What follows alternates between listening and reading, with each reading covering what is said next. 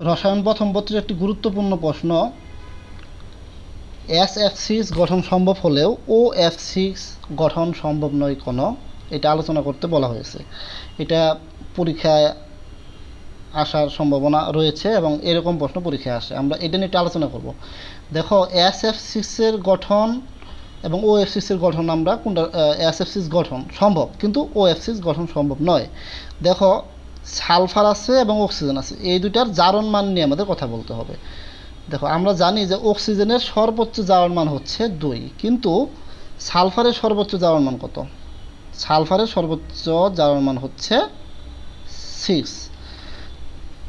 এর মানে কি? এর মানে হচ্ছে সালফার ডি অরবিটাল ব্যবহার করে 6টি ফ্লোরিনের সাথে বন্ধন তৈরি করতে পারলেও অক্সিজেন কিন্তু ডি অরবিটাল অনুপস্থিত থাকবে। তার কারণ কি? অক্সিজেন ডি অরবিটালে ইলেকট্রন যাবে না। এখন দেখো, আমাদের অক্সিজেনের 6টি ফ্লোরিন পরমাণুর সাথে গঠন করা কিন্তু সম্ভব হবে না। সেই ক্ষেত্রে ওএফ6 গঠন করা সম্ভব নয়, কিন্তু এসএফ6 কিন্তু গঠন করা সম্ভব, কারণ ডি অরবিটাল উপস্থিত এবং 6টি বিজোড় ইলেকট্রন উপস্থিত। আমরা এটাই দেখব।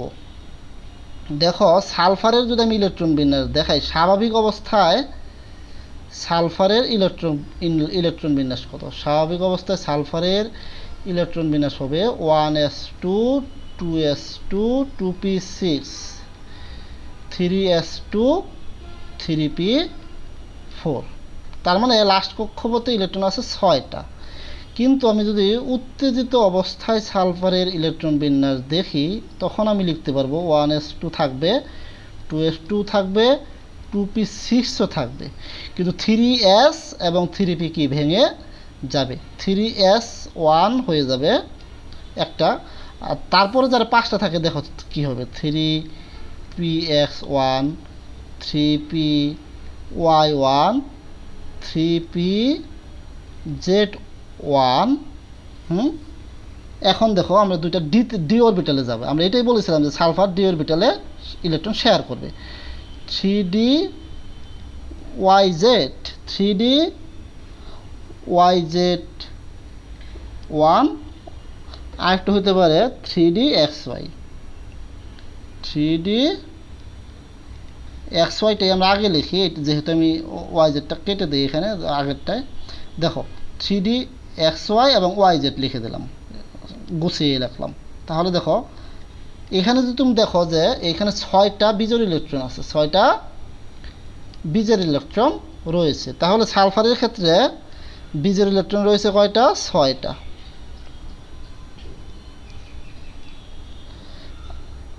6টা বিজোড়, তাহলে 6টা বিজোড় ইলেকট্রন আমাদের 6টা ফ্লোরিনের সাথে গঠন সম্ভব হবে। কিন্তু অক্সিজেনের কিন্তু এটা সম্ভব নয়, যার জন্য অক্সিজেন এসএফ6 গঠন করতে ওএফ6 গঠন করতে পারবে না, কিন্তু এসএফ6 গঠন সম্ভব। আশা করি যে তোমরা এটা বুঝতে পারছো। আমাদের এক্সামের জন্য কিন্তু এত ডিটেলস লিখতে হয় না, এইটুকুই যথেষ্ট। এখন অক্সিজেনের জন্য দেখাই দিই, অক্সিজেনের জন্য হবে না সেটা আমরা দেখাই দিই। দেখো, অক্সিজেনের জন্য কি হবে, 1s2 2s2 2p6। না, আমাদের তো এত পর্যন্ত যাবেই না। তার কারণ হচ্ছে অক্সিজেনের ইলেকট্রনই হচ্ছে কয়টা? 8টা। তাহলে এটা তো হচ্ছেই না। তাহলে এখানে 4টে, এখানে হবে কত? 2p4।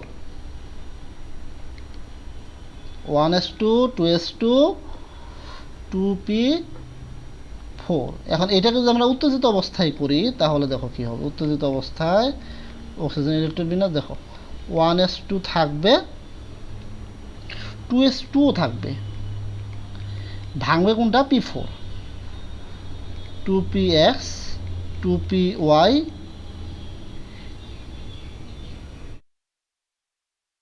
2pz। দেখো, x যদি 2টা নেয়, y একটা, z একটা, তাহলে দেখো মাত্র 2টা বিজোড় ইলেকট্রন অক্সিজেনের রয়েছে। তার মানে অক্সিজেনের 2টা মাত্র বিজোড় ইলেকট্রন রয়েছে, যার সাথে 2টা এফই সম্ভব, 2টা এফই সম্ভব। কিন্তু আরও 4টা তার মুক্তজোড় ইলেকট্রন রয়েছে। কি রয়েছে?